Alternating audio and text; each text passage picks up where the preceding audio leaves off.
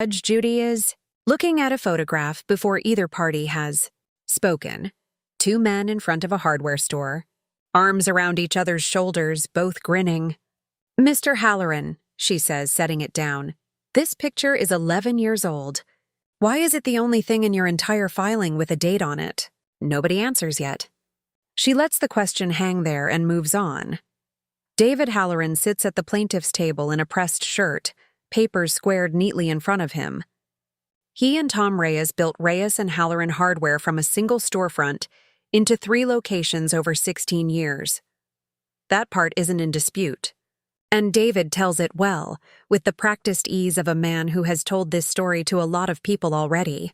Tom died 8 months ago, sudden heart attack, 54 years old.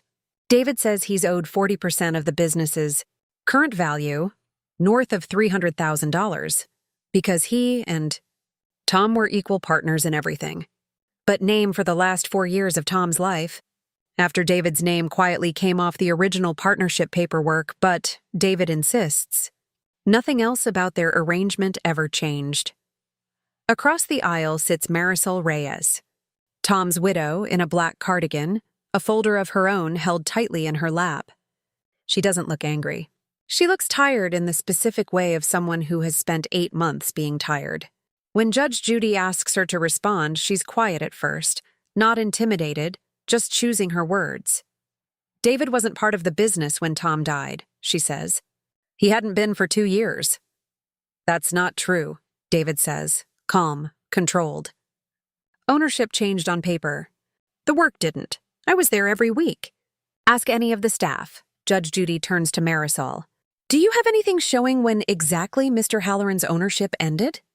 Marisol opens her folder and slides across a single page. A partnership dissolution form, dated a little over 2 years ago, David's signature at the bottom, Tom's beside it. It looks, on its face, like exactly what David claims doesn't exist. Clean, dated, notarized.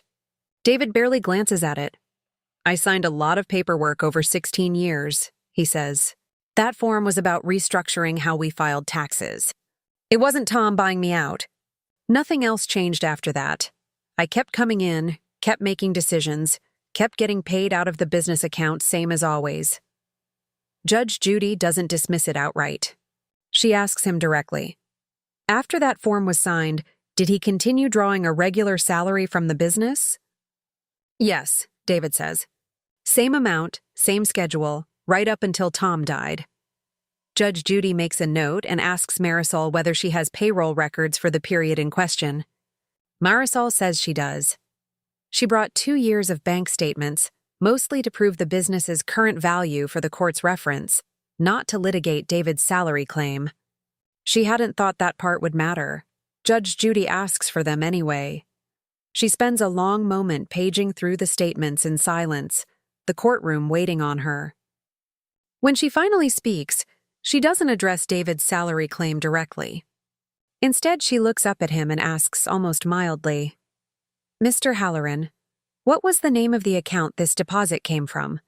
The one dated 11 days after the date on that dissolution form." She turns the statement around so he can see the highlighted line. David looks at it for a beat too long before answering. "I'd have to check my own records to say for certain." "Take your time," Judge Judy says.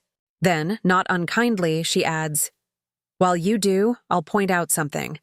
Every page in your filing is undated except one, that photograph. Everyone else in this room brought me paperwork with dates on it. You brought me a memory."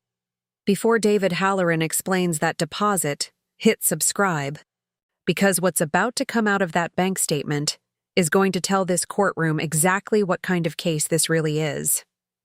David doesn't take long to compose an answer, but it's slower than his earlier ones, more careful. That could have been a lot of things. Reimbursement, a loan payback, profit share. "It's $41,000, Judge Judy says. Round number. One payment, one time, 11 days after a partnership dissolution form with your signature on it. I'm going to ask you plainly, did Tom Reyes buy out your share of the business 2 years before he died?" David's jaw tightens. He says nothing yet. There was a conversation about that, he finally says. But it never got formalized the way you're describing. It was more of an informal arrangement. Tom and I didn't need everything in writing. That's not how we worked. Marisol, quiet until now, speaks up without being asked. It was formalized. That's what the form was. David just didn't expect me to still have the bank records 2 years later, because he didn't think I'd ever need to prove any of this. Her voice doesn't rise, but it doesn't waver either. Tom told me the week he signed it that David wanted cash instead of staying on as a partner because he was going through a divorce and needed money out fast. Tom helped him. That's the whole story. David got what he asked for. From the gallery, an older man in a work shirt speaks up without being asked. The store's longtime bookkeeper. I processed that deposit myself, Your Honor. Tom told me it was David's buyout, final payment. I didn't think it was my place to say anything unless someone asked. Judge Judy lets that sit for a moment. Then she turns back to David. You said you were there every week for 2 years after this supposed buyout, Judge Judy says. Doing what exactly, if not as an owner? Tom and I were friends before we were partners. I helped out. Sometimes I'd cover a shift, help with inventory, whatever he needed. It didn't feel like charity work. It felt like... He stops. Like you still had ownership even though you'd already been paid to give it up, Judge Judy finishes for him. It isn't a question. I put 16 years into that business, David says, voice rising for the first time. Tom died and nobody called me. I found out from a Facebook post. I helped build every corner of that store, and I got a text message and a check, like I was some contractor he was settling up with. So yes, maybe I convinced myself the buyout didn't count for much because it felt like it erased 16 years down to one deposit. Marisol's voice is quiet again.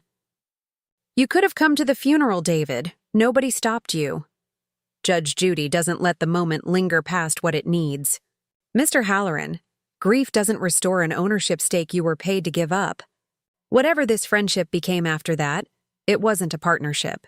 You have a bank record and a signature that say otherwise. Her ruling is short. Judgment for the defendant. The claim is dismissed in full, and the dissolution agreement stands as valid and binding, executed 2 years prior to Tom Reyes's death. You didn't lose today because your grief wasn't real, Judge Judy says, closing the folder. You lost because you tried to turn genuine loss into a paycheck? And hoped nobody had kept the receipts. Outside the courthouse, Marisol says she'll keep the photo from the filing, the one of David and Tom in front of the first store, because whatever this lawsuit was, it doesn't undo 16 real years. David doesn't respond to reporters on his way out, and the store's staff, when asked later, say he hasn't been back since the day the dissolution form was signed, 2 years before any of this started. Was David Howerin a grieving business partner who genuinely believed he'd been wronged? Or a man who saw a widow's paperwork and gambled she wouldn't have kept it? You decide. Subscribe for next week's case. A woman finds out the wedding gift her sister never returned was never actually a gift at all.